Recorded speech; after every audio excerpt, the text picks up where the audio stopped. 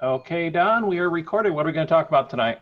Okay, we are broadcasting from beautiful downtown Sharon. Big old population, probably a little bit smaller than Lula. Well, we had a good sized pickup of orders today. We had Steve Dunn come and his son was doing grafting for the very first time and really impressed me how quick he learned. And we put him out on hives, checking for queens, and he actually can spot queens a lot faster than most beekeepers 4 or 5 years in it. So he has great potential. And then we had David come down here from Tennessee, and Al, they come down there. Everybody was picking bees up, and we was making splits today. It's been one busy day. We probably had 20, 25 people in and out of here just today. So this is our southern yard, and we actually start building in March 1st this year. And we originally started out with 90 hives, done some grafting. We're running a little over 200 right now from splits and making little increases. Not even counting today, we pulled a bunch of queens that was mated and sold them and a few nukes. So once we get rolling here, we're going to be able to turn numbers. Now, if you're needing bees, I have students all over the place. I have students that do deliver. Just get with one of my students. They're all listed on my page and let them know what you want. If you haven't got bees now or got your order in, don't think you're going to call me or anybody else last minute. It's not a pie you put in the oven. It's ready in 30 minutes. Most everybody's going to be sold out unless they get cancellations. Now, the virus basically has not affected us, or I'm still alive, and I'm trying to stay kind of away from people, personal contact. I think the closest I was today maybe was with 2 foot because I had to get close to some people. So if you got questions about what you think you can't do or what you want to do, now's the time to ask them. And there is money in selling these bees. So who's got a good question? We got about 4 or 5 of our students on right now, so you can ask them firsthand, what's going on? Are you learning? And Mr. Burns, go ahead. Hey guys, we're one of Don's students, and we got just, I think, maybe 12 or 13 packages left by the time this thing airs on YouTube. I hope to be sold out. We're just a couple weeks away from delivering up through Tennessee, Kentucky, Ohio, Pennsylvania, and West Virginia. So thanks to everybody who's already ordered. If you're looking to order, we have just left at natefarm.com. Don, today we've been busy getting some mini mating nukes built, and so far I'm really liking how versatile they are. We can take old, wobbly, wonky 5-frame medium boxes and pretty much cut those rascals right in half, and with scrap wood make up all the frames for it. So it seems like it's going to be a pretty solid way to make queens hair quicker and queen castles. But right now, I was going through my hives. Everything's building up. They're bringing in pollen, nectar. They're making the bee bread. Drones are exploding. No capped queen cells yet. What's the earliest? What temperature do you guys usually see in the evening as the earliest where you're seeing your mating yards take off to where you're actually able to make queens? This southern yard? Well, maybe you're that northern yard up in Lula. Well, in my northern yard, we're probably season-wise, probably 2 to 3 weeks at least difference in that time as far as producing things and things that's blooming. Yeah. Okay, now you mentioned those mini nukes. Now, most people don't realize that's a standard 6 1/4 frame that's cut in half. If you're going through your hive and you're culling out, say, old comb, you can lay a mini frame over the top of it like a template and trace around it with like a steak knife. You can cut the bad parts out, and then you can take a paintbrush and paint them in with wax. And now you've got an excellent thing to get your baby nukes going. Now, if you're cutting it out, you're saying, well, it's bad comb. Once the bees get established, Then you go into mini nuke, and you can cut a half of that out, or a quarter of it out, or whatever you want. Make a plug out of it, and within 24 hours to 2 days, they'll fill that right in with brand new white comb. And then that's easier to spot your queen in the mini nuke. That's a great tip to get those little mini frames off to a good start just by tracing the old foundation out of some other stuff there. Thanks. That's another $20 bill on the ground. I'll take it. Thank you. Okay, over to Brett. Go ahead, Brett. Hey, everybody. Hey, Don. Hey, 2 days ago, I had one hive. They were coming out, dying, flopping around. It looked like they didn't know which way was up. I was wondering if it was poison.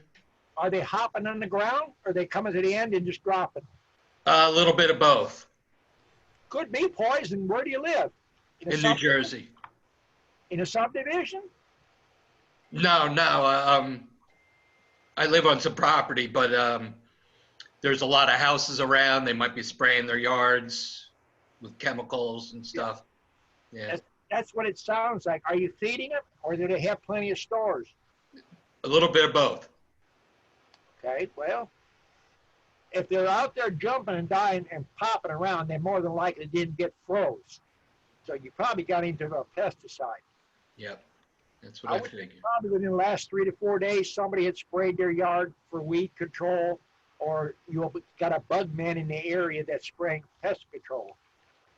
Okay. All right. Thank you. Okay. Okay, over to Philip. Go ahead, Philip. Hey, Don. Hey. Hey, I sent an email. I don't know if it's the right address or not. I am looking for queens and bees, but I'm up in Michigan. I don't know who's closest that I can get that stuff from, or is Stevens mailing out? Do they ship out queens? Steven is mailing, but, you know, right now we're limited. He's got about 1,500 mating nukes up, so by the time we pull out 100, 200 about every week and ship it, and he's doing all of his biggest orders. But if you're in Michigan, there's 2 boys right there that's close to you. They might be able to ship you some queens. Okay. Who is that? That's Eric and his son Victor. Now, if you can't get them, you can check with Greg. He might be able to pick up some. I can't promise anybody anything extra unless we get, you know, some cancellations. Right. Okay. Like when we first started the chat, the virus has not affected us as far as moving bees. Okay. And if we do come and get bees, we give you a clearance letter that's good in all states, so that you can't get stopped if you've got agricultural is a necessary product, so they won't stop you. Right. Okay. If you don't have it, if you're out just tooling around, you know, they could stop you. And in Georgia, it's $1,000 fine. And I think maybe up there in Pennsylvania and a couple other places, they're shut the state down for out-of-state traffic. Yeah, that's what I've been hearing. Okay. All right. Yeah, I'll check with them, but because I have six hives. Well, I had 6. I lost 1, so I have 5 out of 6 left, and a couple that I have, one of them's really light, and I put them on full drawn comb last year, and they didn't make nothing more than what they're on now, and maybe half a medium. So I want to requeen every. Right. Well, I wouldn't requeen because you might not have a queen problem. What are they eating? 10 frame stuff? Yeah, it was a 10 frame. It was completely drawn out. I put a package on it last year in May, and it just really didn't. Take the hive that's weak and put it in a 5 frame nuke and feed it. Okay, I am feeding it now, so I'll just condense it then. Well, if you leave it in a large box, it's not going to, you know, build up as fast. Okay, yeah, because we're going to get down into like 32, 28, something like that for like the next 4 or 5 days. So I was doing treatments and doing some others and feeding them, but I don't want to really do a whole lot probably after today. Well, you have to watch too when you're feeding them. You know, I probably mentioned it on at least a couple dozen chats. I made mistakes making splits, and we made splits probably 5, 6 years ago, and it was the year that we had a record Easter freeze. Well, I'm in my southern yard, and this morning it was 34. So Okay. if we didn't make a good, healthy split with a queen cell, it's wasted. But, you know, we kind of learn from our experience. So rather than a 5-frame box making a split, we're making them in the mini nuke with about 3 cups of bees. That way, and I mentioned it over and over in my chats, if the bees are in the hive and there's a little brood, they'll pull off the brood and save the queen. They'll cluster around that queen. So in a mini nuke where you've got just very little brood and you've got a queen cell, it only takes about 15 bees around it to keep it good and warm. Okay.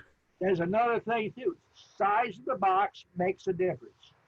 And Okay. then going through fall, you should have done at least 3 treatments starting in about October, and that way you have good healthy bees coming to spring. Yep.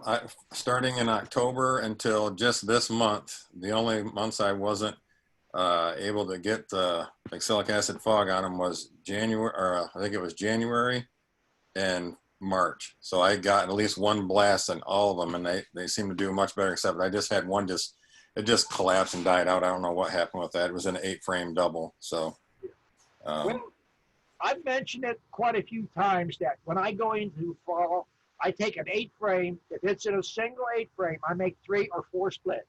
If it's in a double, I'll make 6 or 8. So I do Okay. numbers. So if I did 8 and I lose half, I'm still 3 or 4 ahead. okay. So if you're doing the treatments and then combine them down slow, you know, get them down in singles, you're going to do a lot better. Okay. Thanks, Don. Okay, over to Paul. Go ahead, Paul.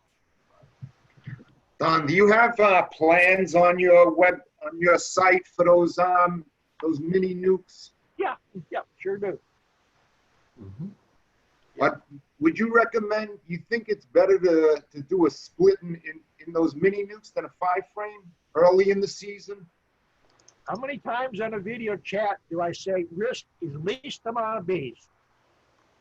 You take a 10-frame and do a walk away, you left enough bees in the unqueen side for them to make a queen to do about 50 mini nukes.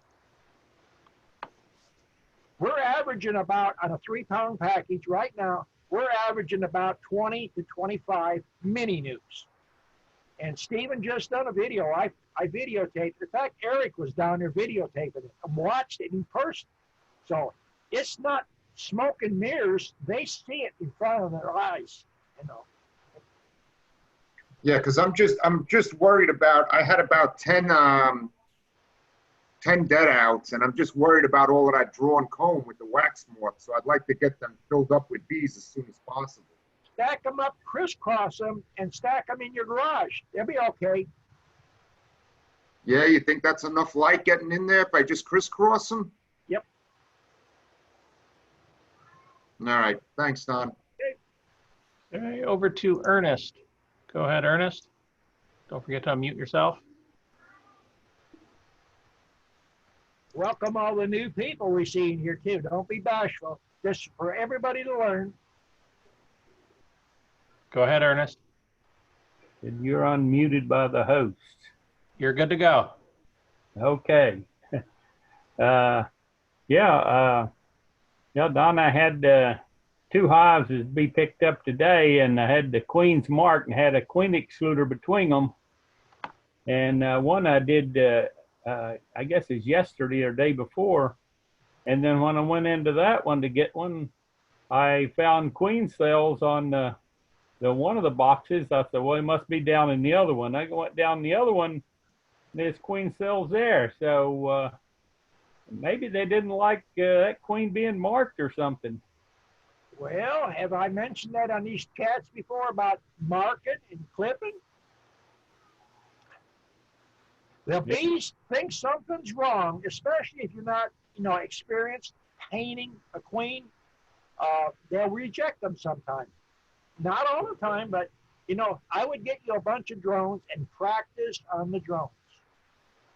Now, what Well, did I've you marked use several marking of them, with? you know, and people get some, you know, about all of them wants them marked, so I get an extra $10 for marking them. So I've been marking them, but this one, I mean, I'm glad I gave the guy the money back, and he only took one today, and I'm tickled to get all those queen cells. I've got several queen cells in there. I'll make more splits all what that. are you using the mark with?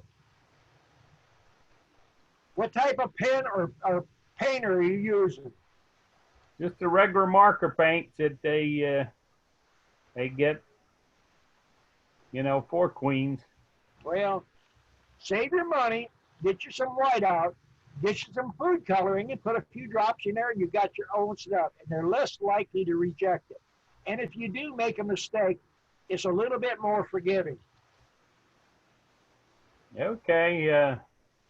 They've been working all right up to this time, but bees, sometimes they just do things that you wonder why they do that. Right.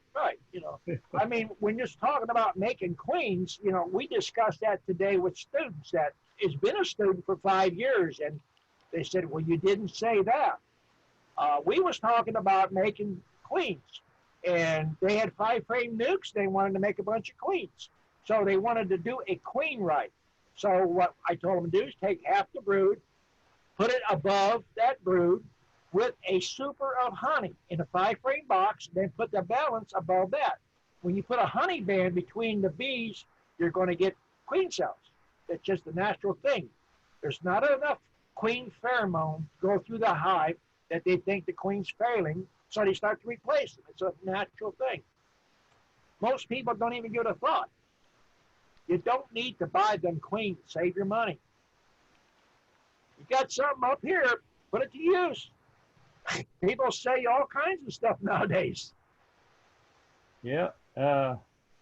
Something else I had, but I forgot. I guess I'll have to wait till the next time around. I just talk too much, huh? Okay, over to Joshua then. Joshua, go ahead. Nope, you got to unmute on your end, it looks like. There you go. Right. There you go. Yeah. Hi, Don. Hey. Yeah. Hey, I am starting out. This is my second year doing bees, and anyway, I built some mini nukes, like the mini mating nukes. Yep. So I have a few questions in regards to them. When you initially charge the nukes with bees, do you have to put nurse bees in, or can you do both? Like when you shake a bunch of bees, do you try and shake all nurse bees if possible? Well, unless you're pretty experienced, how are you going to know they're nurse bees? It's a little hard. All right. Now, I think Eric, if he wants to jump in there, now they was down there and they was within 2 to 3 feet all the time. So I'm not even going to put words in their mind. They can tell you how it was done and how many bees we used. And how, see, that is the best testimony you can get. It's unscripted. Go ahead. Tell them, Eric.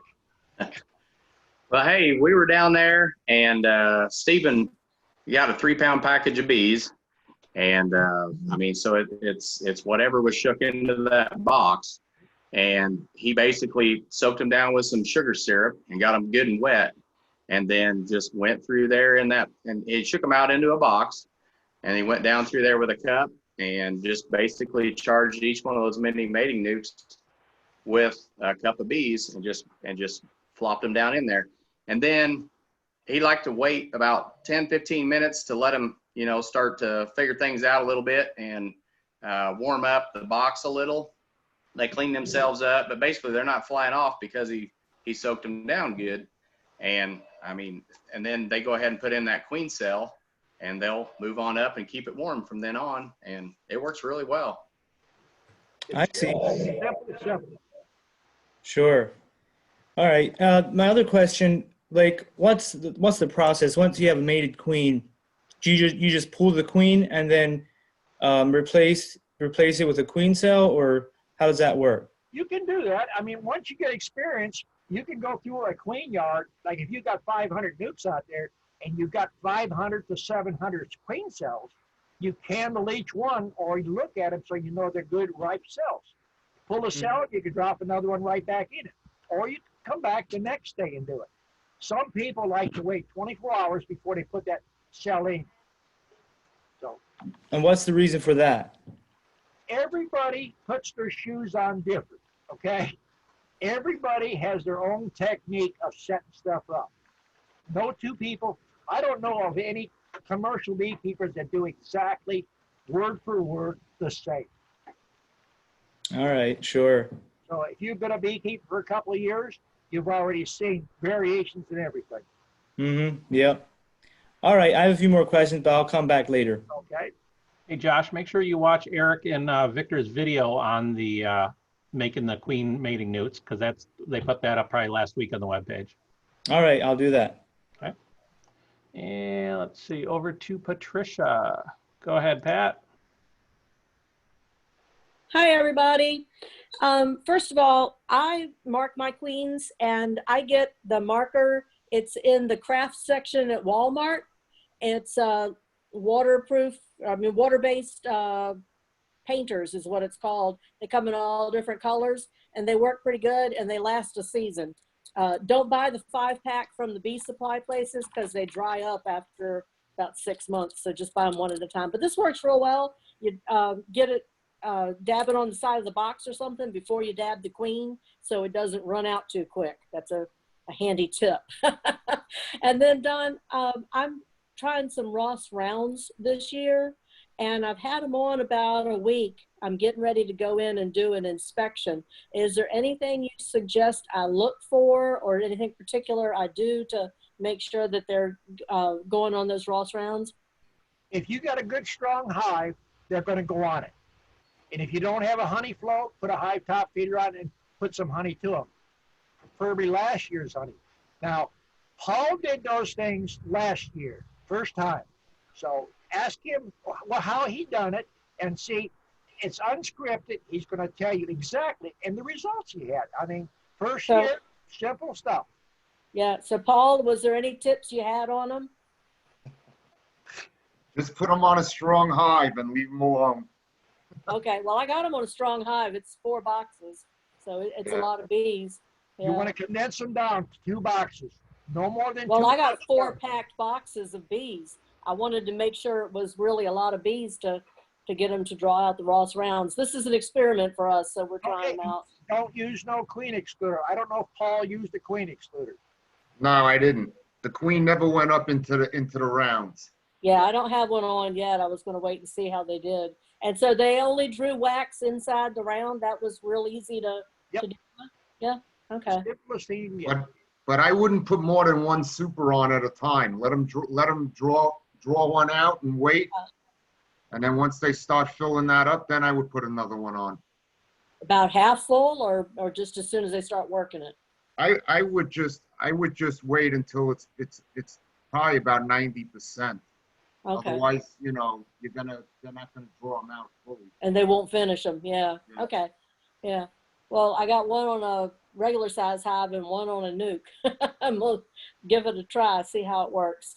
Yeah, I didn't have any luck when I had them on my 10 frame. Yeah, I have 8 frame equipment. Yeah. And so got a one on an 8 frame hive and one on a nuke, just trying to see, which one goes better. Yeah, I'll bet you that they'll draw out the nuke quicker than the 8 frame. Okay. Well, the Not that it's smaller. It's just that I don't know. It's like Don said. Put it on a packed nuke, and you'll be amazed on what they'll do to it. All right. Well, nectar flow's just getting started good here, so hopefully things will pick up. Tulip poplars are getting ready to bloom. They got buds, but they're not blooming yet. So as soon as those bloom, we get heavy nectar flow. So I'm waiting for that. Yeah. Well, good luck with it, Pat. Yeah, I'm excited. Hope they work. Everybody likes cut comb, and I thought the Ross rounds would be not so messy. Yeah. So we'll see how it goes. I'll let y'all know. Okay. Anything else, Pat? No, just everything's going good in here in Virginia. And we had frost this morning. We have had 85-degree days. It's been beautiful weather. Got up this morning and we had a heavy frost. You can't depend on nothing with the weather this year. I'll add one thing about those painters that Patricia has. This year, look at what color we're supposed to use. Now, you buy a brand new painter, the first thing you want to do is tap it on top of the frame. Yep. Then paint your queen. Yep. Does two things. It takes the excess paint off. Also, it marks your frame what year it was in that hive. Yep. It's an easy way to keep up with things. Okay, over to Deanna. Go ahead, Deanna. Okay, as I said in my question, I'm really new. My husband started this about June, July, keeping bees. We started out with 2 hives. We are up to 8. Well, we were 6 the first this year, but last week we caught 2 swarms. So my question is, how do I know these are from my yard and not, because somebody asked me that, where did the bees come from? And I don't know where the bees come from. I looked in the boxes and they all looked very full still. So how do I know where did these bees come from and how do I keep this from happening if it is coming out of my own boxes? Are you working those hives yourself? Yes. Do you go all the way down to the bottom board every 2 weeks? I just started because it was too cold. I just started. Well, Yes. if you don't go all the way down to the bottom every 2 weeks, then you're going to miss a queen cell. And if you got warm weather and you got a little bit of a honey flow, they make queen cells. So what I would do is put your bee suit on, give them a little smoke, go all the way down, take your super off if you got 1 or 2 on it, set it on a lid next to your hive, go through it frame by frame and look for cells. Anywhere on the frame, bottom, sides, top. See if you got any that look like a peanut that's cut perfectly round, or any that's hanging down that's cut on the side. That'll tell you if you had a queen that come out of your hive. Okay. I did find one like that, but it was gone. The queen was gone. So that might have happened then. That might have been where it came from. Okay. Well, thank you. Okay? That's a good question. Everybody should check them hives every 2 weeks. Okay, over to Todd. Go ahead, Todd. Good evening, Don. Question about wood. So when you harvest your wood, you don't use it the same season, right? You dry it for the next year, or how long do you let it sit? My wood don't last in my yard long. I usually, if I cut red oak or white oak, most of the time it's a good 30 days to 5 weeks. If I'm cutting poplar or white pine, I cut it 1 day and 3 days later or 4 days later, I'm making boxes. All you have to do is add a 64 to the length. The width is not important, the length of the box. You're not building cabinets. When you're using young wood like that, like in the poplar or the white pine, I know you're stapling them good with the cement coated staples. Do you ever get any peel back from when the wood is warping? Warping? Or does it move? If you use 16 gauge 1.5" staples, cement coated, I can take oak that's buckled or has a bow in it or a crown. And when I put 5 staples on one side and then on the front side, you got 5 more. That's 10 per corner. That's 40 staples in that box. It ain't going nowhere. Okay. Okay. You know, there's a lot of people think you have to use kiln-dried wood. If you use kiln-dried wood, even at 6%, and I don't care where you live or you put it in your house, that wood is going to acclimate to the moisture content where it's at. If it's in a house, it's going to go to about 14. If it's up north somewhere in wintertime, it'll go to about 12. Could go up to 20. If you're in South Georgia or Louisiana or Texas, it's going to go to 25, depending on season. Okay. All right. The only thing I don't use is cedar. Everything else is fair go. Okay. All right. Thank you. I hope that helps you. Don't be afraid to use that wood. I've had a couple of boxes that started turning on me right up at the top, and I don't think on some of them I still had a staples you used. Oh gosh, I knew you were going to ask that question. They're 16 gauge, but they are they're not the cement coated. I couldn't find any, but they have some type of coating on them that's supposed to You got hold. glue to hold them together. No, I don't glue them. No. The staples, did you get them at Harbor Freight? No, I ordered them from Amazon. Oh, well, it's hard to say what you got, but normally when you buy staples, they'll either have a gray look, they could have a gold color, and they could have a green color. All that is liquid glue when they make staples to hold the staples together. Has nothing to do with the holding ability. Okay. Mine are gold, so. Well, it's just the glue that's on it. That's all it amounts to. Okay. All right. All right, thank you. Okay. Okay, over to Linda. Go ahead, Linda. Linda, are you there? Got to turn her mic on. She's unmuted. Okay. Okay, I guess we'll come back to Linda then. Over to Pat again. Go ahead, Pat. Yeah, Don, on your boxes. So you're building boxes and putting 5-frame nukes in the boxes, and you're selling the box with the nuke? No. If I sell a plywood bottom on it, just nailed to the box or stapled to the box, I consider it as a shipping box, wood shipping box, with a flush lid. That's not even a migratory lid. It fits flush all the way around. And we shoot a couple staples in each end of it, $25. If it has a telescoping lid and a regular standard bottom with a landing board, then we get $45, empty box. If we paint, $10 more. So if somebody comes with their own box and to get bees, you'll put them in their box and they can leave that way, or you sell them a box? No. It seems like you're building boxes all the time, so I'm just wondering where they go. We go through a lot of boxes. The thing happens is people come and they buy a nuke or 10 nukes, and they're working the bees out there, and there's no stinging, no active, so they say, do you have any extra? And they didn't bring their own boxes, so they end up wanting to buy a few of your boxes. So that's where a lot of that comes in at. And here's the thing that most people don't do. Go out and meet the customer. If they got used boxes, don't fill the box. New boxes only. So get started. It don't take but a person or two to get you in trouble with disease. No frame exchange. Yeah, you gotta be real careful with people. Yep. And they'll want to give you frames that have been around in the garbage bin somewhere. You got to watch people. They don't do it on purpose or maliciously most of the time. They just don't think. Somebody gave them a box and they think it's great.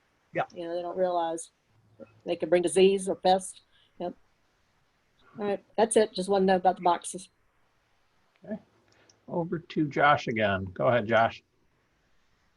All right. So yeah, I have a friend that has about 10 or 15 hives, well, more like 10, that he asked if I can take care of him. He's gone for about a year. Anyway, so I actually advertised a little bit and got a whole bunch of orders for some nukes. So I'm kind of, as a crash course, trying to learn a little bit.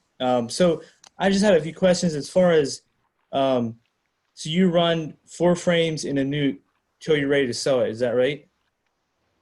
No, we basically have ripe cells. That's the most efficient way to do it. A ripe cell that's going to hatch within 24 hours, 36 max.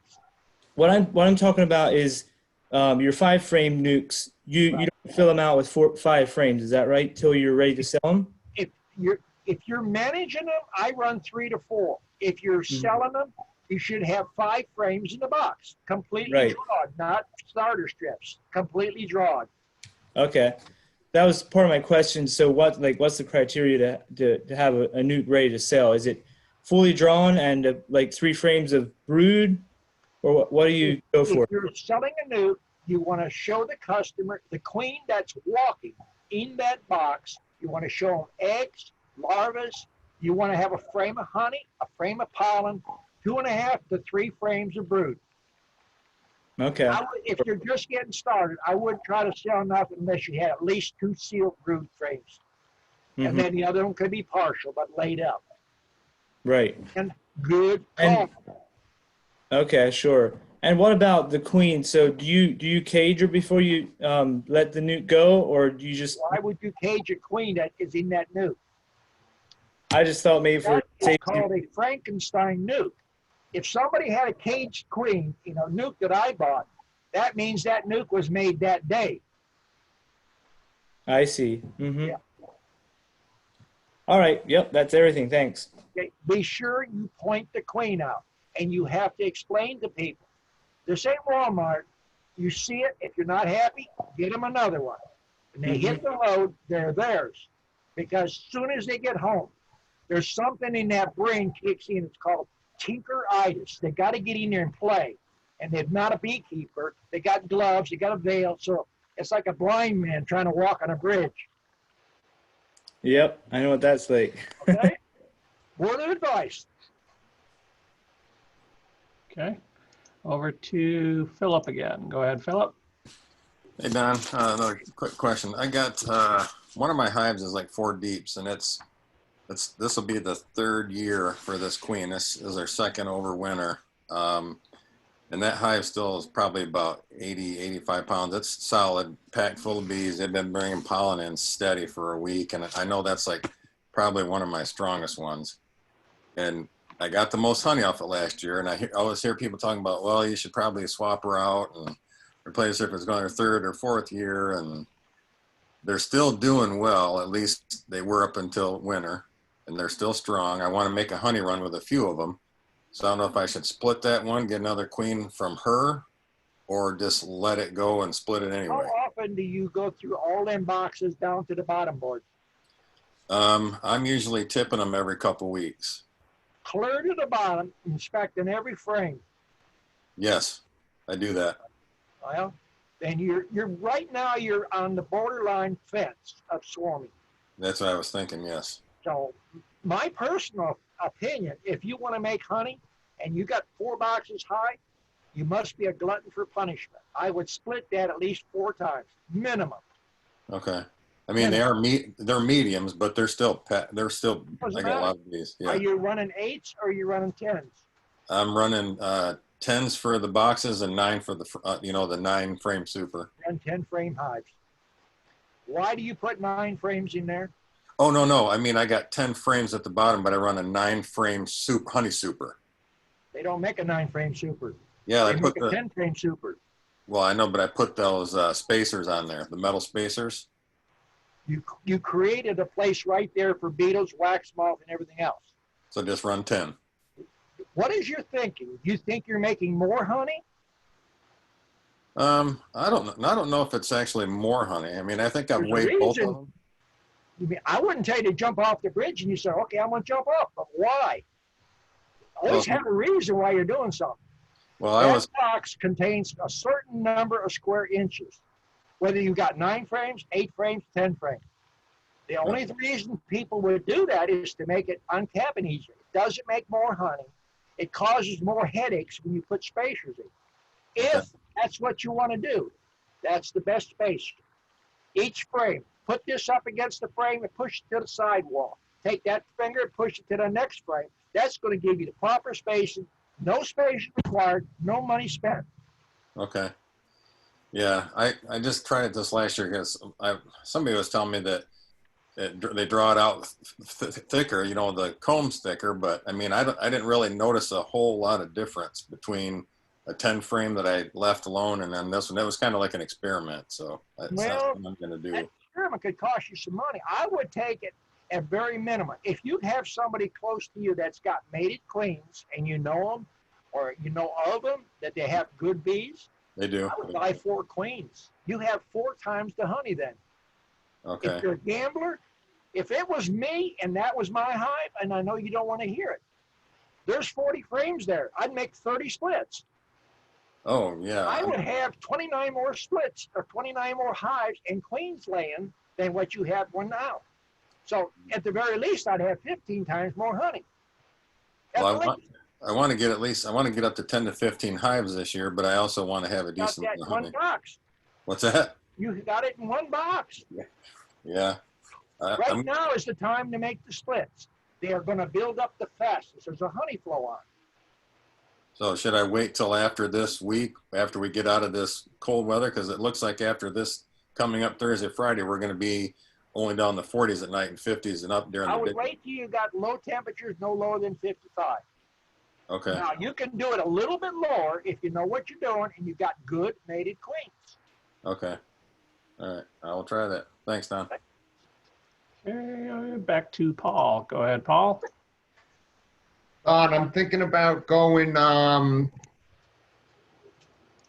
using a starter strip this year instead of foundation. Do you wire all your frames, or do I need to wire it?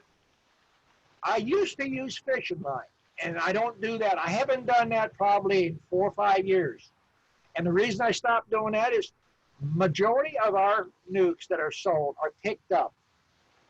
Fishing line is good to secure them when you're shipping them. So it's a wasted movement as far as I'm concerned. If you're not moving your hives other than you moving them, not shipping, then I wouldn't do it. A starter strip on a good honey flow, they'll make just as good a comb. Yeah, because they'll attach it to the side bars. Yep. Yeah. I got students that'll tell you that. I'm sure Eric is doing that up there because they watch what I'm doing. Victor got right up there and he photographed everything. It's working. Well, I tell you, I use a lot of plastic foundation with, the coated wax on it. Yeah. But it's just a pain in the butt to clean those frames up. I'd rather just go foundationless with pure wax. You cut the comb out. Right. And you just put another starter strip in and you're done. But you don't even have to do that. You're selling cut, you want to sell cut combs? Well, not only that, but I'm just saying to get away from the plastic foundation because well, see, if you're going to sell cut comb, you don't need foundation. You got good, clean comb in there. Pull every other frame, cut your wax out, stick the empty frame in, even while it's wet. Stick it back in the hive, and you come back, and it looks just like you put starter strips in, or full comb. Think about a house. Think about a tree. They certainly didn't stop at Daydent and buy a bunch of foundation, and they make good straight comb. Yeah, I'm just saying I want to get away from the plastic foundation because it's such a pain in the ass to clean up. Just do it a few pieces at a time, and you can slowly get it out. Yeah. Yeah. So you don't wire anymore? No. Yeah. I know that's a big letdown with all that wire you bought. All right, thanks. Okay. Okay, over to Linda. Hopefully your audio's working this time. Can you hear me? Yes. Okay, I had to change computers. Sorry about that. I have a question about my swarm traps, and I had texted Don a couple weeks ago, and you didn't have any advice for me, so I was hoping somebody there would. I have swarm traps that have been invaded by those great big red wasps. What do I do about that? What are you putting in a swarm trap? I just put lemongrass oil. Do you put any starter strips or frames? I put frames, yeah. Okay. How much lemongrass oil did you put in? How much what? How much lemongrass oil did you put in?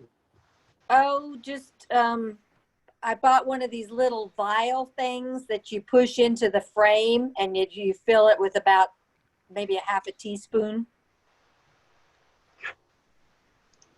If you put perfume on, a drop behind each ear works perfect. But if you dump the whole bottle on you, what happens? Well, you probably run everybody off. Okay. So you're basically doing the same thing. I've done a video explaining swarm traps. You dip a Q-tip in lemongrass oil and rub it in a circle around the inside of the box and leave the Q-tip in there. In the back? But so did it draw wasps then? I mean, the bees are trying to get in, but it's like the wasps are fighting them off. Well, you have a heavy wasp population. I mean, you have a box there. You know, it's open season. Everybody's looking for a home. Everything is reproducing in the springtime. Yeah. You only need So what size hole did you put in there? it's about a 1 inch. It's a round 1 inch hole. Mm-hmm. You just have a lot of wasp in there. Usually, if you don't exceed 1 inch, you know, it keeps the sparrows out, it keeps birds out. Yeah. But wasp, you can have a location, you got a lot of stuff. You live close to a farm, got farm animals? We're in a farm. Yeah, we have a farm. You got farm animals. That's part of farms. Okay. There's no farm I've been on don't have horse flies or snails that people don't like. Okay. So, you know, no suggestions on how to get rid of them? Well, if you're trying to poison them in any way, you're going to lose bees. I know. Let nature be nature. That's Okay. All right. Thanks. Okay. So I couldn't help you better. I'll keep working on it. Yeah, that's all you can do. Mm-hmm. Okay, over to Brett. Go ahead, Brett. Hey, Don, I want to go back to the starter strips. This year, I put a whole bunch on, put them between drawn frames and everything, and all they're doing is drawing drone comb. And I started with small cell starter strips. Okay. So I was wondering. Why? Yeah. You got no honey flow or you don't have enough bees in there? Gotcha. What are you feeding them? Probably about 2.5 to 1. Well, and they're not drawing it? They're drawing it, but it's all drone comb. You've got an inferior queen. Okay. Because when I'm teaching out here, when we pull up, you're going to find frames that has drawed comb that looks good, perfect. You're going to have some that's got enlarged cells and some that looks like it's all drones. The bees are reproducing what they need. Okay. So when you pull up that starter strip and it's all perfectly good cells, uniform, you've got a good laying queen. If they got a lot of drone in there, they're trying to replace the queen. Gotcha. How old's your queen? Last year. You might not have had a good mated queen to start with. Was Okay. it a good producer? Last year she was. She's starting pretty good now. What are you treating with? Oxalic acid. How much are you using and how often? Once a month. I don't know, a nickel's worth. You shouldn't be over treating them. You might have a bad mated queen, or one is just, you wear gloves and a veil when you're working them? I do wear gloves sometimes, the rubber gloves. At one time, did they make good comb and good cells? Yes, yes. Then you either had a failing queen that's not mated, or you accidentally bumped the queen or rolled her a little bit. Okay. I'll check her out. But the best thing to do is set her off in another box and replace her with a frame of good eggs from a different hive. Let them make you some cells. Okay. Thank you, sir. Okay. Okay, over to Jana. Go ahead, Jana. All right. Hi, I'm completely new. This is my first time here. So I don't have the hives like you have. I started with top bar first, like 3 years ago. Yeah. And then I make another one. And so now I kind of like would like to move from the top bar because it's nice to have it, but it's kind of like a little difficult to handle. I would like to move them to, I built the, how you call it, long Langstroth hive. So it will be, yes, so I have like, so it will be, it's the big, and it will be on one, it will be on the one place because it will be too heavy to lift it somewhere. And I split it into two. So it will be two separate hives. Each will have probably, I think, like 15 frames in the bottom. Yeah. My plan is to put medium super on the top for honey. Yeah. And so my question, but the guy already talked about the fishing line. So when I move them from my top bar, I have to probably put fishing line because I have to cut the comb from my top bar and put it, assemble it to the regular frame and hopefully the fishing line and the rubber bands will hold it when the bees will fill it up and fix it, everything. Well, you shouldn't have to use a knife, a top bar. They're not going to attach it normally to the sidewalk. I'm not a top bar person, but the frame should be coming down like Yeah, a it's like this. The problem is it's a lot longer than the regular Langstrom frames. So I have to probably damage some bees in the bottom because it's the wrong one. Most people don't run about 11 inches on a top bar. Lengthwise deep. Yeah. Now, if you want to put them into a Langstroth, you have to measure your top bar.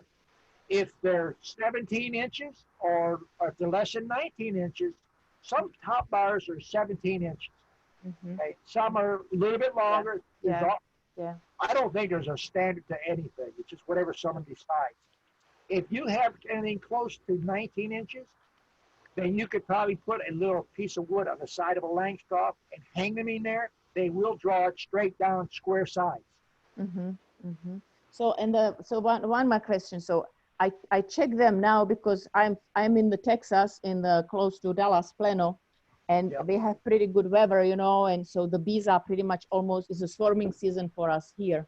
So I was able to already set, first I set 2 nukes because I already saw the capped queen cells. So I cut it out and split it to avoid it, but somehow I overlooked one, or I overlooked 2, and they swarm on me. But I was lucky; they swarmed like 15 yards from my house. So we captured them and just you know, my friend took them, and I still have inside the one of the comb. I have the one capped queen cell, but it's in the middle of the comb. That means the bees are planning to replace my queen probably, right? A queen cell is going to be a queen cell. Sometimes they just pick out where they want it. There's no set pattern, okay? Okay. It's like if you raise chickens, a chicken egg is a chicken egg. If it's fertilized, the chicken sits down, it's going to hatch. I don't care if it's on the ground, the first floor, the second floor, the third floor, as long as you meet those requirements. If you want to change it, you could take your top bar hive and lay a Langstroth hive frame over the top of it and trace around it and then cut it, stand it up. It has to go back in the hive the same way it comes out. Honey at the top and the brood be at the bottom. And then you could take rubber bands, or we have done some of those in the years past, and staple a piece of yarn on one side and go around the frame, and just, you'll have to make about 6 turns. And then if those turns will be about 2 inches apart. You put them in the hive, and you don't have to go back and check them right away, because once they get attached, the bees will chew that yarn and haul it out. That would be one way to transfer that into a Langstroth. I think most people, it's hard to work a top bar hive unless you have someone there you can hand a frame. Because I cannot exchange, I cannot exchange with other beekeepers because mine are 16 inches and the Langstrom is 19 inches, so I cannot just do that. So that's why I want to get off the. You have a different size. Most of them, I think, are 17 and above. I've seen some that are about 20 inches, 24 inches. But I don't think there's a standard to a top bar hive. There's no actual standard. Okay, so you surprised me because I can't afford, when you have the capped queen cells, like when you have the comb, and if they make it on the side or in the bottom, that means they are like swarming queen cells. If they make them in the middle, that means they are planning to replace it. I've heard that for probably 40 years. I've cut cells from the bottom, I cut them from the middle, and I cut them from the top. They all come out good. And you can ask any of my students. They've done the same thing at my house. Yeah, okay, so I have to probably. Victor has cut a lot of cells out of my house. Ask him if there's a difference. Yeah. I saw other day the guy they posted on the, I think his name is Igor. He posted, he's actually make the little cages and then put them there and check them every day, and then they hatch. He put them in the plastic cup. So I think I really like that idea. I showed him that trick. You know what that trick is designed for? Mm-hmm. It's designed for people that use plastic foundation and have queen cells, and they don't want to cut it or they can't scrape it. So you just take those push-up screens, and you take an inch drill bit, and you drill it through a block of wood, and you take a broom handle and cut it off about 3 inches, and take a 2-inch by 2-inch of hardwood cloth and lay it across there, and then you hit it with a hammer and drive it through there. And then you take a scissors and trim them all, and you just push it into the comb. Sometimes you can take it and work it back and forth, kind of cut the cells around it, push it in where it'll stay. And once the queen hatches, they're not going to kill it. It's going to stay in there and protect it. Yeah. If you've got all the cells covered now. Sometimes people get in a hurry and they miss a cell between the bar and the side. So got to look them over good. Yeah, I know I have one there, and but you know, we are supposed to have the cold weather. I don't know if it's a good idea to get inside, because today I wanted to check them, but I didn't realize that it was like little cloudy, rainy day, and they were a little agitated, you know, and I kind of like, I know, like when it's the rainy day, don't go without the protection, and they kind of stung me in my head. Not dropping in Texas. You're in Texas, you said? Mm-hmm. If you're in Texas, I would say middle ways Texas north. If it's below 55, I wouldn't do it. But if it's above 55 at night, during the night there, I think you could transfer them. I would put a frame of brood with it, some extra bees with it. You should be good. Yeah, I think I have to wait because we are supposed to have at night now, I think like around 40 tomorrow night. So I just wait. Yeah. Hopefully she will not hatch that They'll fast. do some little mini nukes. That way you can cut a 6. I did. Yeah, I did too. Queen cell in it. The smaller the box, less bees to heat it up. Yeah. I did 2 mini nukes. I built for like 5 frame. So I have those kind of like ready. Yeah. Okay. All right. Thank you so much. All right. Okay, Patricia. Well, I got a comment for Jana. I've got several top bar hives, and it's real simple, but you're going to have at least a veil. I wouldn't go out there and do too much maneuvering bees around without a veil on, because they're going to get you, especially if you go cutting up comb. But you gave away your best opportunity to move into your Langstroth. Don't give your swarm away. Put it in your Langstroth box. They'll go right to living there, and then you've moved your bees. But take your cutting board and a serrated like bread knife out to your bee yard, and take your top bar out and get rubber bands and get your empty frames with no comb, and lay your top bar frame on the cutting board and cut it off right at the bar. Yes, and rubber band it into the frames. And that one with the queen cell on it, that goes right in the center, and then put some brood on both sides of it and food, and give them a couple extra good shakes of bees. So you got a lot of bees in there. But I'm suspicious that queen cell is going to hatch during this cold spell. So you might get another swarm, which is a good thing. Put them in the box. Don't give them away. That's mother walking away. Hopefully, Hopefully, if they swarm very close, and there will be like literally they were like 15 yards. I walked all in the neighborhood yesterday, looked for them, and they were right behind my nose, you know. So it was. They tend to swarm to the same location because the bees have left a little bit of wax there, a little bit of pheromones, so they'll probably swarm there again. But just, you know, take a deep breath and cut your wax off and move it in. But I run both. I have Langstroths and I have top bars. But my top bars, my bars are 19 inches, and we built it that way on purpose.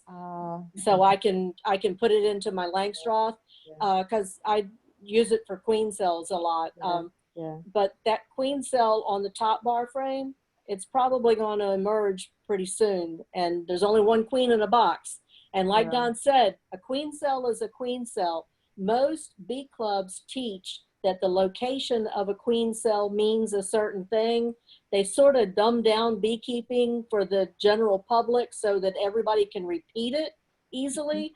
But if you hang around with Don, you'll learn that, like you said, a queen cell is a queen cell. Yeah. Location does mean Yeah. something sometimes, but that queen cell, if you cut it off of that frame and put it on another frame, those bees are happy to get a queen. They don't care what part of the frame she came off of. So, Yeah. but yeah, just suit up and calm down, take a deep breath, and go out there and cut your wax and rubber band it into your frames, and be ready to do at least 3 to 4 frames of brood when you do that, so that you've got a good set in the Langstroth hive, so they'll stay. You want them to be encouraged to stay there. And they're going to be mad, so that's why I said. Yeah, I know. And make sure that you keep it, so if the top of the frame is here, make sure you put it in the frame the same direction. Yeah, no, you don't want to turn it upside down I or know. anything. Mhm, Yeah, okay. I know. And then my next comment is for Philip. Philip, now's the best time to split your hives, because while they are waiting for queens to, for the 5 days, they have queen cells in that hive with no queen. So you can just split them 4 boxes up. If they've all got eggs, they'll all either have, 1 will have the queen and 3 will have queen cells. But while they're waiting for that new queen to arrive, they don't have any other job. There's no babies to take care of. So everybody becomes a forager, and it increases your honey bringing in. So you're going to need more supers while you're waiting for those queens. But you got to time it out really carefully to make sure. It takes a long time to get a laying worker. And a lot of people think if they don't have a queen in a day, they're going to get a laying worker and everything's going to get messed up. And that really isn't the case. It takes a long time for that to happen. So I would split. And if you're timid, at least split it in half. So you've got 2 boxes of 2 each. You know, and then see how it goes and go from there. Yeah, I thought about just grabbing the top 2 and just putting them on the bottom board and putting the top on them. Well, you have to inspect. You can't just assume that, because the top one might have eggs and the bottom one might have eggs. Right. You don't know. It's an analogy. Yeah, I was just going to just take 2 of. But you do have to inspect and make sure. But yeah, I would split, 1 with the queen and 1 without. Yeah. And then time it out, go back in 5 days and look for those queen cells and see how they're doing. And if you got a couple extra queen cells, hey, queen castles work really well. And while they're waiting for the queen, they're going to be bringing in honey. So throw a honey super on your nukes. Yeah, because that's how I made the base of that one last year. That was just a walkthrough what I made from last year. Now it's like 4 mediums high, and it made a lot of honey last year. But thank you. Yeah, it will this year too, because they're just waiting for, they don't have no other job. Everybody has to go to work. My house, everybody has to go to work, and they know it. So my bees are working year round. And so, you know, just time it out and mark on your calendar so you don't lose track of when you're going to have queen cells. And because if not, you'll get multiple swarms. So be careful about that timing part of it. And then for Linda with the wasp, we have a lot of wasp here too. And a couple of things, it could be that you're in a location that had wasp last year, had a wasp nest. So maybe move your swarm trap. Open it up and make sure you don't have a nest. Open it up, suit up, because if they're wasps, they're going to be angry and they can make you real sick. Suit up and look and see if there's a nest inside that box, and you just don't know. It could be down on the side. It could be attached to a piece of comb. So you need to look and see if there's a nest in there. And if not, move the swarm trap over a couple of trees. Because once they get fixated on something, if there's bees coming in and smelling around, they may think it's a free meal. I've seen them fly out of my hive. They'll go into the hive and fly out with a bee in their feet and take it back to the nest to feed their babies. Oh. Yeah, so they could just be, you know, waiting for a free meal to fly by if there's not. But I suspect there's a nest either inside there or close by. If it's not inside, it could be close by, and they're coming in and getting the foragers and, you know, free snacks. And they'll catch them in flight. They're pretty aggressive. Oh, I know they're aggressive. They're mean. Them big red ones are mean. They are. They're terrible. That's all. I just have an opinion about everything. Y'all know. I'm sorry. Okay. I hope it's helpful. All right. Looks like we got one more question from the Honeyok guys. Go ahead. Honeyok. Honeyok. Hey guys. Hey, yeah, we just want to let everybody know we are Don students, and we got his bees over here in Illinois. We overwintered them, and they're doing fantastic. We just had them checked by the state inspector, and he said he was very impressed with how healthy they were and how well they're filling out the boxes. So if anybody needs any bees, we got some for sale. And then I got a question for Paul, and we are looking to do just a little trial run to see how many people really want to buy the Ross rounds in our area. We're not close to a big city, so we're not sure on our demand. But when you did your Ross rounds last year, we got some queens they'll go above the double deep brood boxes. So we're looking at possibly putting a honey super on, and then above that go with a Ross round. Is that something you've done in the past? Because we don't want to use the queen excluders at all. But I had them on a double 5-frame deep, and then I put the Ross round super on top of that. Oh man, okay. So I had two 5-frame deep boxes full of bees, packed full. Okay. Yeah. And then was it last year? Did you try just doing like a 1-inch starter strip in those Ross rounds, or is that something you might try this year? I think you and Dawn might have been talking about doing that instead of the full sheet of that thin foundation in those Ross rounds. Yeah, we talked about that on the last chat. Don said you can use a starter strip on the Ross rounds. I personally never tried it. I use full sheet. We're gonna give it a whirl this year, that's for sure. So that's all we got. Thanks, guys. Well, I'll tell you one trick you can try with your Ross rounds. If you're going to run them in a double deep, you don't want to get brood in there, put you a standard medium super on it and leave it on for about 5-6 days. Go in and check it. When they start drawing it out good and start getting a little syrup in there, or the nectar or the honey, whatever you want to call it, then take that and put it above your Ross rounds. They'll come up through that, and it encourages them to draw them out a lot faster. Okay, cool. Yeah. Thank you. Okay, tricks to everything. Okay, that'll do it for tonight. We're in overtime already, so we'll see everyone in 2 weeks. Thank you, Don. Thanks, everyone.